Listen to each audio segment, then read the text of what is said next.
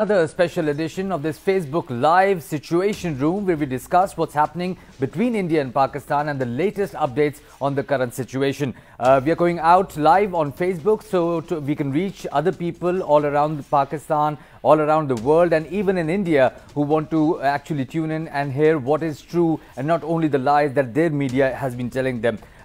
Today, another surprise by Pakistan, another surprise by Prime Minister Imran Khan. He just a few minutes ago, he announced that Pakistan would be releasing the captured Indian pilot. The pilot that was captured yesterday by Pakistani forces, he would be released tomorrow and be sent back to India. He has been taken good care of, and this again has been a surprise for India. India's joint press conference between all the services chiefs has been delayed now by 2 hours. It was supposed to happen at 5 o'clock Indian Standard Time. Now it's going to take place at 7 o'clock Indian Standard Time. So they have time to figure out what exactly Pakistan has said. Pakistan again surprises India, and of course it is being shown negatively in the Indian media. Let's discuss the whole situation. We have Rasool Bakhsh Rais Saab with me right now. Rasool Bakhsh Rais Saab, it's a very surprising turn of events for a second day running. Prime Minister Imran Khan again springing a surprise, again pulling out a rabbit out of the hat and announcing to release the Indian Air Force Wing Commander. Do you think that's a good peace gesture and it will work like it's intended to? Not sure if it will work with the Indian government, but I believe that this is a great gesture and that is consistent with our traditions and international conventions as well. And it is a good diplomacy demonstrated by Pakistan's Prime Minister. He is being released within 24 hours, more or less about that time. He should go back and join his family. And it is a move that shows that Pakistan wants to diffuse the situation as it has developed since Pulwama attack. I believe that Indian government, Indian media and Indian people take it in that spirit that Pakistan wants peace, normalcy and wants to avoid escalation of tensions between the two countries, because as Prime Minister Imran Khan has stated in his speech yesterday that it is easy to start war. It is difficult to end them because we will lose control over escalatory ladders. We don't know where it is going to end, how it is going to end. I think it is a good move. It must be registered. Will it be registered as a good positive intention of Pakistan towards peace and reconciliation with India? I'm not sure about that. Well, we're going to find that out pretty soon. Prime Minister Modi, Indian Prime Minister, is going to be addressing the Indian public very soon. The Indian channels have been running tickers saying that an announcement is imminent by Prime Minister Modi. We are waiting and we are hoping that he also responds positively to Pakistan's de-escalation. But of course, Prime Minister Imran Khan also mentioned in his speech that he tried calling Prime Minister Modi yesterday and Pakistan had information that India was about to launch an attack yesterday night, but the attack was postponed because Pakistan got to know about it and Pakistan informed the international community very timely. So you think now the threat of another attack by India or another incursion by India is lower today than it was yesterday? I think first I would like to comment on Prime Minister Imran Khan's effort to reach out to the Indian Prime Minister. Again, I believe that this is a statesmanship gesture. When it is very difficult to talk, you take the first step to talk. And you know that the other side may not be willing to talk to you, but still you make the effort that Prime Minister made. So he exhausted his moral as well as diplomatic and political responsibility. That look, we wanted to talk to you, and meaning that basically that we want to take hands of friendship and peace. And there was no response from the Indian side.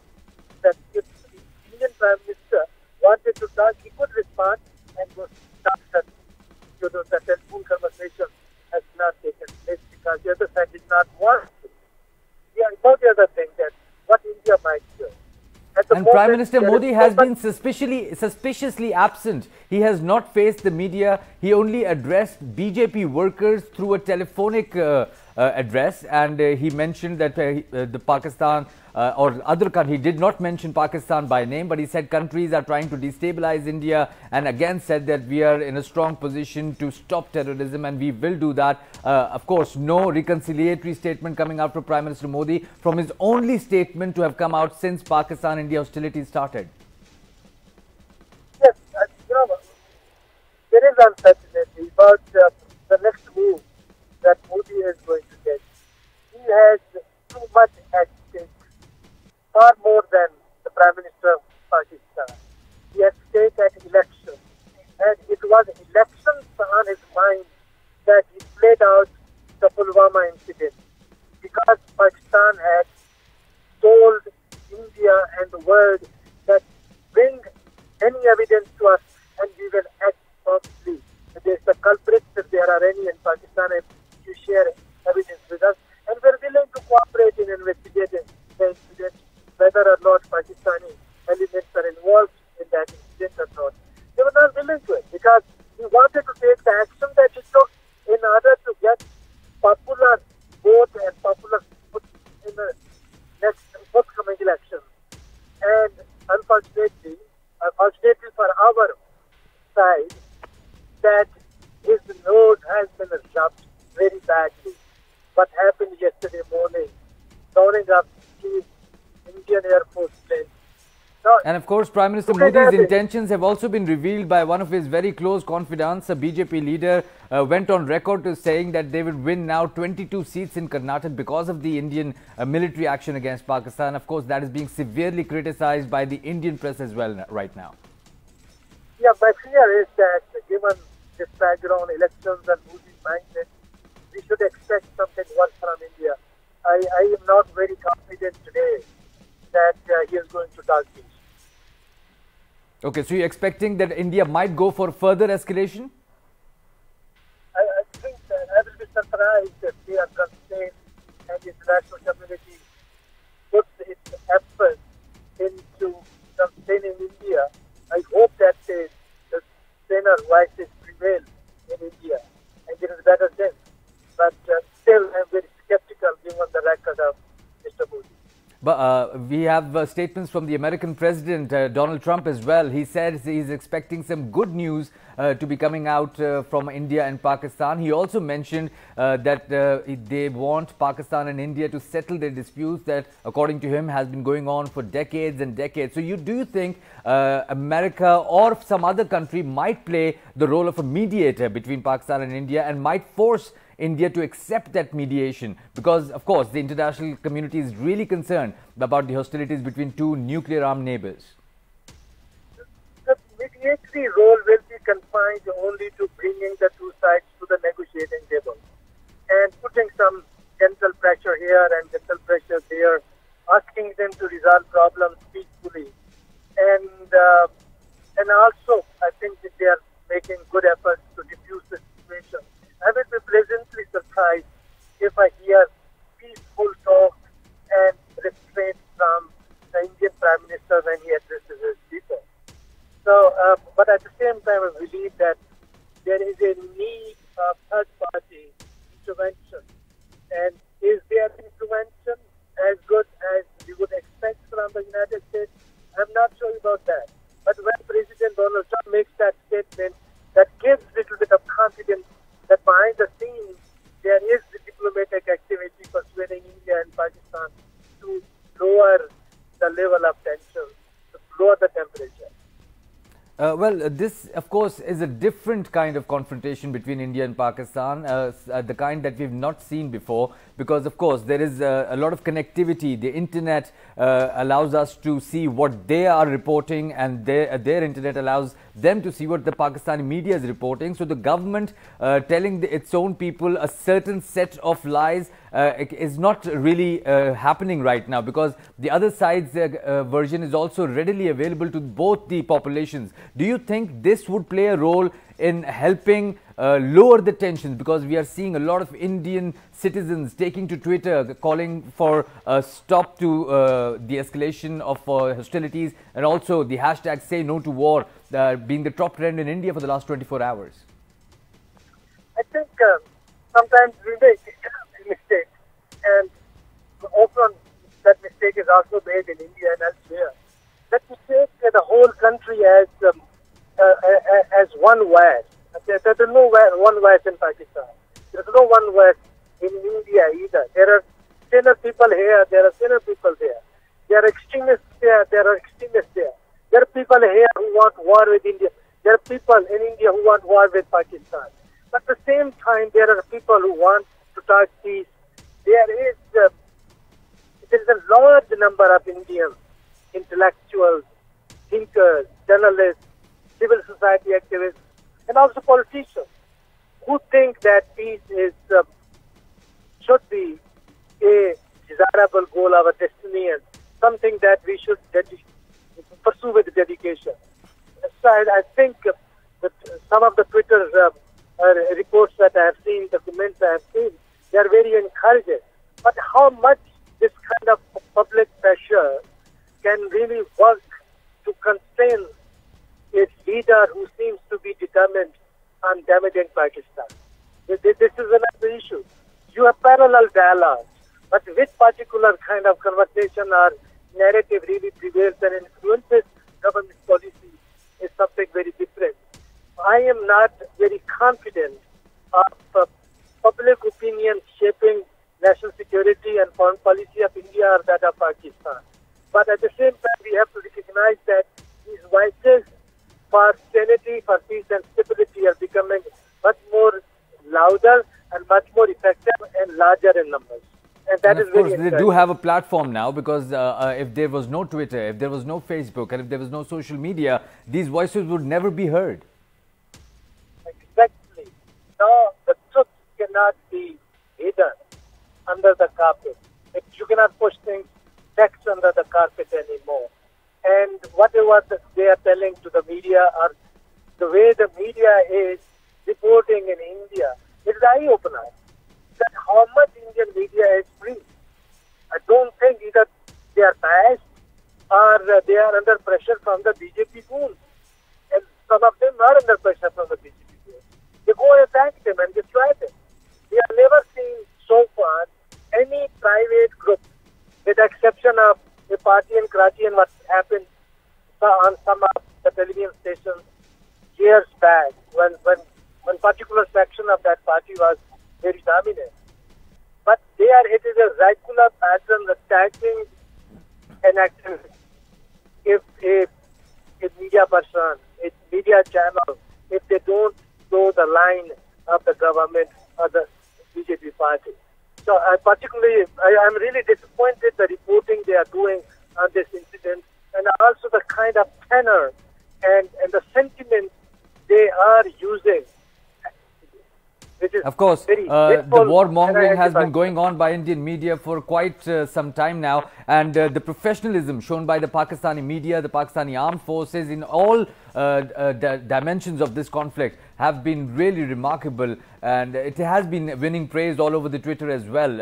Indian nationals have been saying that they appreciate the kind of reporting that is being done in Pakistan, and of course that is one of the reasons why we are putting out our message on Facebook Live, so we can reach out to the Indians as well, reach out to the Kashmiris in Indian occupied Kashmir to tell them that Pakistan stands with them. Pakistan does understand their problem as well, but Pakistan is willing to talk, Pakistan is willing to de-escalate, and Pakistan has offered an olive branch by the release, announcing the release of the Wing Commander AbhiNandan.